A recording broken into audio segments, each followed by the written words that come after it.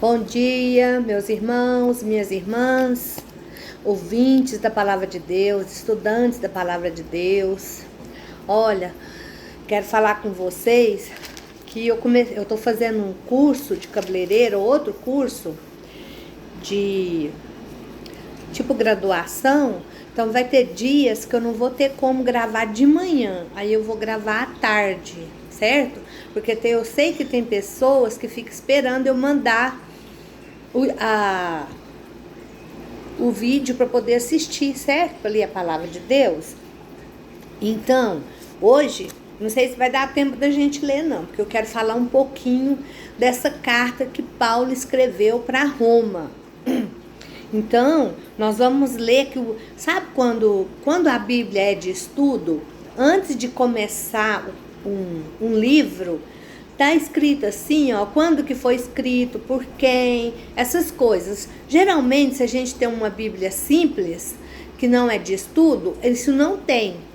Então, às vezes a gente pensa assim, mas aonde que essa irmã tirou isso? Eu estava pesquisando nas Bíblias, tudo que eu tenho, a maior capa, assim, divisão, falando sobre do Paulo, de Romanos, é que tá nessa aqui, que a gente estuda nela todo dia, certo? Mas primeiro a gente vai orar pra gente começar, tá? Vamos fechar os nossos olhos, depois você pega a sua Bíblia e vamos seguir junto o estudo, certo? Senhor Deus e Pai, no nome do Senhor Jesus. Ah, Senhor, como eu amo esse momento, que eu me assento nos teus pés, aleluia, que eu paro tudo que eu estou fazendo, largo tudo, Senhor, para sentir essa presença maravilhosa no meu coração. Ah, papai, para ler a tua palavra, para aprender mais de ti, Senhor. Oh, Senhor, eu oro para que cada pessoa que está assistindo esse vídeo possa sentir esse desejo, essa paz, que é a gente falar com o Senhor. Glória a Deus, de estar aos teus pés. Como é bom fazer a tua vontade, Senhor, como é bom te servir. Ai, querido, muito obrigada por esse momento maravilhoso, que eu posso compartilhar com meus irmãos, que também quer te conhecer, Senhor. Oh, Papai do céu, visita eles agora nesse momento. Enche o coração deles de amor por ti, porque eu sei que quando a gente começa a te amar, nosso maior desejo é estar na tua presença, Papai. É te servir, a fazer a tua vontade. Que esse desejo, Senhor, que eu possa conseguir passar esse entusiasmo, Senhor, esse amor que eu tenho por Senhor, para essas pessoas, Pai. Quero te pedir também, Senhor, que o Senhor visite, Senhor, a Sofia. Oh, Papai, nós estamos à espera, Senhor. Fortaleça a Débora, a Sofia, o Luan, todas as pessoas que estão envolvidas no tratamento da Sofia, os médicos, as enfermeiras.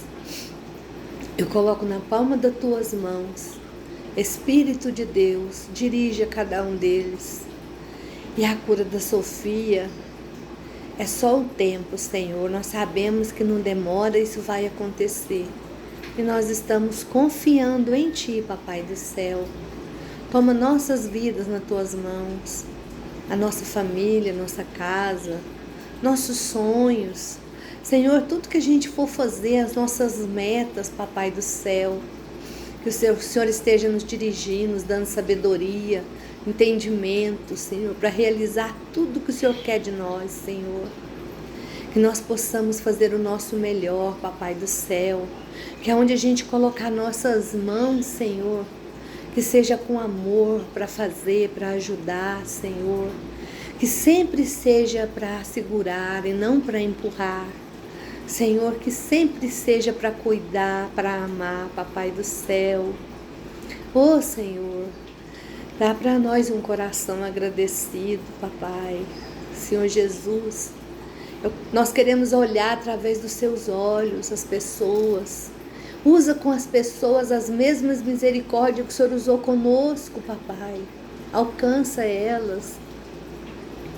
Toma, Senhor, as nossas vidas, nossos filhos, os filhos dos nossos filhos, todas as pessoas que nós amamos, nós colocamos agora nos pés da sua cruz, Senhor Jesus.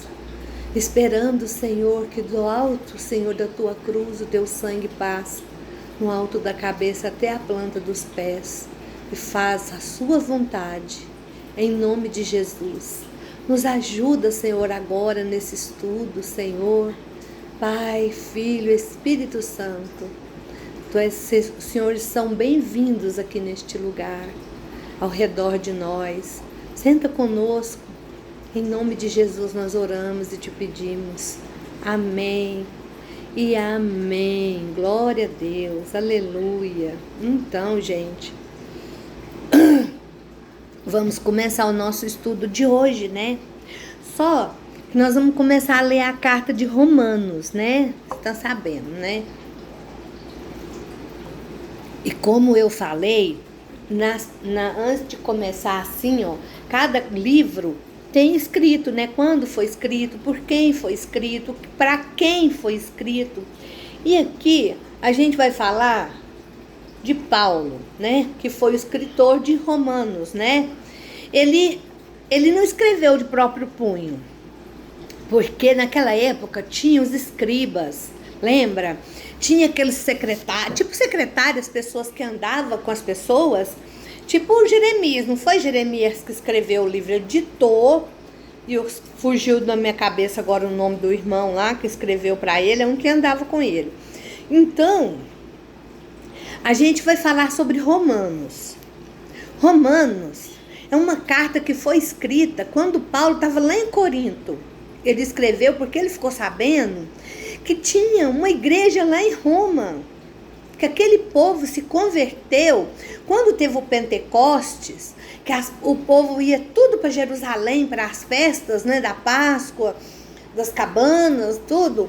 E aí o que aconteceu? Eles ouviram a pregação de Pedro e muitos deles também chegaram a conhecer Jesus, porque eles iam lá e ficou sabendo, né, viram até. Então, eles abriram uma igreja lá em Roma. E Paulo ficou sabendo que estava indo muito bem. Mas ele queria explicar para eles como que eles tinham que levar aquela fé para ir tudo bem. Porque é assim, a gente nunca sabe demais. A gente tem que buscar e morre sem saber nada, sabe? Então, o apóstolo Paulo, vou ler para vocês aqui o que está escrito. Ele era Vou falar para vocês como que eles estão falando. Já viu um advogado, quando ele vai entrar em defesa de um cliente e que ele vai explicar tudo? Então aqui eles estão falando de Paulo assim, ó, versátil e experiente, um promotor público apresenta seu caso. Ele chama as testemunhas essenciais para o caso, ele apresenta as evidências. E depois ele mostra, e quando vai sair o veredito, todo mundo já sabe. Se for culpado, é culpado. Se for absolvido, absolvido, né? Então, o apóstolo Paulo, ele era inteligente, expressivo, comprometido com seu chamado. Como advogado habilidoso, ele apresentou o conteúdo do evangelho de maneira clara e direta em sua carta aos crentes de Roma. Paulo ouvira falar da igreja em Roma, mas nem ele e nenhum dos outros apóstolos estiveram ali, evidentemente. Foi os irmãos mesmo que fundou a igreja. A igreja fora fundada por judeus, não falei aí, ó, que vieram a fé durante o Pentecoste, lá em Atos 2. Eles transmitiram o evangelho quando voltaram a Roma e a igreja crescera. Embora muitas barreiras separassem, Paulo sentia uma conexão com esses crentes de Roma. Eles eram seus irmãos e irmãs em Cristo. Amém? É tão interessante, né? Quando a gente serve o mesmo Deus, né? Igual, uma vez eu viajei, que eu gosto muito de viajar. Todo mundo que me conhece sabe disso. Ainda mais ir pra praia, eu amo. nós fomos passar o ano novo lá em Cabo Frio. E daqui eu pesquisei qual igreja tinha perto do hotel que a gente ia ficar. Aí minhas meninas, minhas netas, foram tudo lá pro mar, lá pra praia, esqueci o nome, uma praia lá, pra passar o ano novo. E eu falei assim, eu vou pra igreja. Mas a senhora não conhece ninguém, a Cíntia falou, a senhora não pode ir. Eu falei, Cíntia, nós servamos a Deus. E eu já procurei saber aqui como que é a doutrina da igreja aqui perto aqui, é igual a minha. O nosso Deus é o mesmo, vai dar tudo certo. Gente, eu cheguei lá, eu fui tão bem tratada. Parecia que eu tinha chegado em casa, parecia que todo mundo... Uma coisa interessante, uma ligação muito forte. E vou falar uma coisa para vocês, aquela palavra que Deus mandou aquele dia, na virada do ano, que eu larguei tudo para mim ir para lá, gente, tá cumprindo até hoje, certo? Então, Paulo tinha esse amor por esses irmãos, sem conhecê-los. Mas ele conhecia o sangue que foi lavado, que Paulo foi lavado, foi o mesmo sangue que eles tinham que ser lavados. Então, e eles conheciam, eles creram no Senhor Jesus. E da mesma forma, quando a gente crê no Senhor Jesus, aleluia, a gente começa a olhar o mundo com outra ótica, certo? Então, o que aconteceu? Ele ansiava em ver eles pessoalmente. Ele nunca havia visto a maior parte dos crentes de Roma, mas os amava. Ele enviou sua carta para se apresentar, para fazer uma declaração clara da fé dele. Depois de uma breve introdução, Paulo apresenta os fatos do Evangelho, lá em Romanos 1, versículo 3. Ele declara sua lealdade a ele, ao Evangelho, e ele continua construindo o caso convincente a respeito da condição da humanidade, da necessidade da intervenção de Deus na vida de todos. O advogado, lembra que a gente falou no comecinho da leitura? Então, depois de uma breve introdução, Paulo apresenta os fatos do Evangelho e declara a sua lealdade, né? A seguir, Paulo apresenta as boas novas da salvação. Está disponível para todos, independentemente da identidade, do pecado, da origem da pessoa. Nós somos salvos pela graça, o favor não merecido, não conquistado de Deus. Nós não tínhamos isso, mas o Senhor teve misericórdia de nós. Por meio da fé total, confiança em Cristo e a sua obra consumada por meio dele. Podemos comparecer diante de Deus justificados, inocentes, porque o Senhor Jesus nos justifica. Amém? Com esta fundação, Paulo passa diretamente a um comentário a respeito da liberdade que resulta do fato de a pessoa ser salva. A liberdade do poder do pecado, que está lá em Romanos 6, versículo 1 ao 23, e a liberdade do domínio das leis, que está em Romanos 7, falando diretamente a seus irmãos e irmãs judeus. Paulo transmite seu interesse por eles e explica como eles se encaixam no plano de Deus. Deus preparou o caminho para que os judeus e gentis estejam unidos no corpo de Cristo. Os dois grupos podem louvar a Deus pela sua sabedoria e amor, porque foi o Senhor que uniu. Amém? Como eu falei para vocês do sangue do Senhor Jesus, então o sangue do Senhor Jesus que fez essa união, certo? Então, o esboço de Romanos é o seguinte: em quem crê, aí no capítulo 1 ele fala sobre a iniquidade da humanidade, sobre o perdão dos pecados por intermédio de Cristo, a libertação do domínio do pecado, o passado, o presente e o futuro. Paulo apresenta claramente os fundamentos da fé cristã. Todas as pessoas são pecadoras. Cristo morreu para perdoar os pecados. Nós nos reconciliamos com Deus por meio da fé. Isso dá início a uma nova vida, com um novo relacionamento com Deus, como uma equipe esportiva que revisa constantemente os fundamentos. Nós seremos grandemente auxiliados em nossa fé se mantivermos próximo desses fundamentos. Se estudarmos atentamente a Epístola aos Romanos, jamais estaremos confusos sobre aquilo em que deve orar. Gente, está escrito aqui nessa Bíblia de estudo e nas outras, que a carta aos Romanos é tipo assim, é o máximo das cartas para ensinar a pessoa a servir a Deus. Porque Paulo pegou tudo assim que ele sabia e o Espírito Santo ajudou ele a fazer um resumo e jogou nessa carta. Então, se a gente quer servir a Deus com poder, com fé, quer ver o Senhor, leia a carta aos Romanos. Acabou de ler? Lê novamente. Lê um capítulo por dia, todo dia. Vamos colocar aquilo em prática. Falou, hoje eu vou ler o capítulo 1 e vou pôr ele em prática. Amanhã eu vou ver o 2 e vou pôr ele em prática.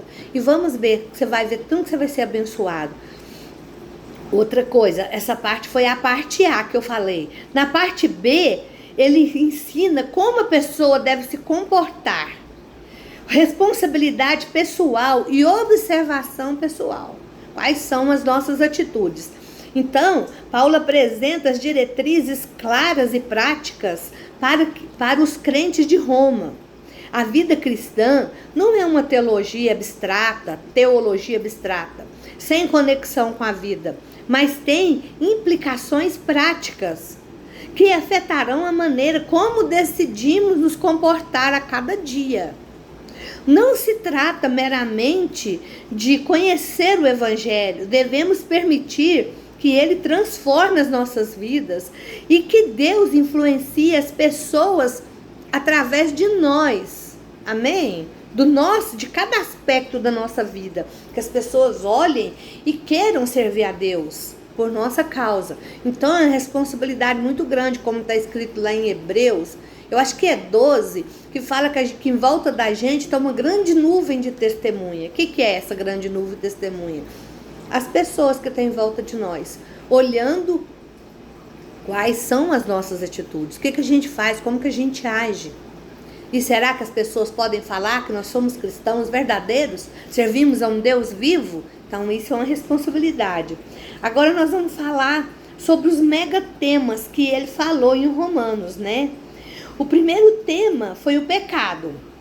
Então, ele falou que pecar significa recusar-se a trazer a vontade de Deus e deixar de fazer o que ele quer. Isso é pecado. Desde a rebelião de Adão contra Deus, nossa natureza consiste em desobedecer a ele. Nosso pecado nos separa de Deus. O pecado faz com que queiramos viver a nossa própria maneira e não a maneira de Deus. Como Deus é moralmente perfeito, justo e reto, ele está correto em condenar o pecado. Qual a importância da pessoa ser perdoado? Todas as pessoas pecam, quer rebelando-se contra Deus, quer ignorando a vontade de Deus, não importa qual seja a nossa origem, ou quanto nos esforcemos para viver uma vida moral e boa, não podemos conquistar a salvação, nem remover nossos pecados. Somente Cristo, só o sangue do Senhor Jesus que nos limpa de todo o pecado. Não adianta a gente querer fazer as coisas, eu tô fazendo isso para agradar a Deus. Assim, tipo assim, vou fazer alguma coisa, mas não é do seu coração. O Senhor Jesus não é o seu único Salvador. Você crê em todas as outras coisas que existem. Então, você não está obedecendo a Deus. E outra coisa também. Minha mãe falava isso. Tudo que a gente faz escondido é pecado. Se você está fazendo alguma coisa escondido, é pecado. Outro tema, mega tema que Paulo falou sobre aqui, é sobre a salvação. Nosso pecado mostra a necessidade que temos de ser perdoados e purificados. Embora não merecemos isso, Deus, na sua bondade, nos busca por amor e nos perdoa. Ele proporciona a maneira para sermos salvos. A morte de Cristo pagou a punição pelos nossos pecados. A salvação é tão importante que o fato de Deus nos salvar dos nossos pecados é uma boa notícia, mas para iniciar um novo e maravilhoso relacionamento com Deus, devemos crer que Jesus morreu por nós e que Ele perdoa todos os nossos pecados. Amém? Gente, eu acabei a minha aula, né, que eu tô fazendo, e eu tava com a minha cabeça tão cansada, meus mãos cansadas de escrever e tudo. Aí eu pensei assim, eu não vou dar o estudo agora, não vou estudar agora, eu vou deixar para depois do almoço. Aí eu fui ali de fora, sentei com as minhas calopsitas, dei uma manguinha para elas. Aí eu voltei, sentei aqui e comecei a ler. Gente, a hora que eu comecei a orar, por isso que eu senti a presença de Deus. Gente, não tem nada melhor do que quando eu começo a dar esse estudo para vocês, eu sou renovada. Vocês estão pensando que vocês é abençoados? Eu sou muito mais. Amém? Então, vamos continuar falando agora do crescimento. Pelo poder de Deus, os crentes são santificados, tornados santos. Isso quer dizer que estamos separados. Santos é separado do pecado. Que o pecado na nossa vida seja um acidente e não uma coisa premeditada. Então, nós estamos capacitados a obedecer e a nos tornar cada vez mais semelhantes a Cristo. Quando estamos crescendo em nosso relacionamento com Cristo, o Espírito Santo nos livra das experiências da lei, do medo e do julgamento. Olha só o trabalho que o Espírito Santo faz no nosso coração. E como é bom, né, deixar Ele ministrar nossas vidas, né? Então, Deus supervisiona e cuida do seu povo no passado, no presente e no futuro. As maneiras como Deus lida com as pessoas são sempre justas. Como Deus é dono de todo o coração, de toda a criação, Ele pode salvar quem Ele quiser. Sabe, eu sempre oro, falo, Senhor, tem paciência comigo, não risca meu nome do livro da vida, não, porque a gente é tão falho, né, tão errante. E o serviço, quando nosso propósito é dar crédito a Deus, pelo seu amor, poder, perfeição em tudo o que fazemos, podemos servi-lo apropriadamente. O serviço a Deus unifica todos os crentes e permite que eles exibam amor e sensibilidade a outras pessoas. Por quê? Porque o amor do Senhor está dentro da gente. Amém?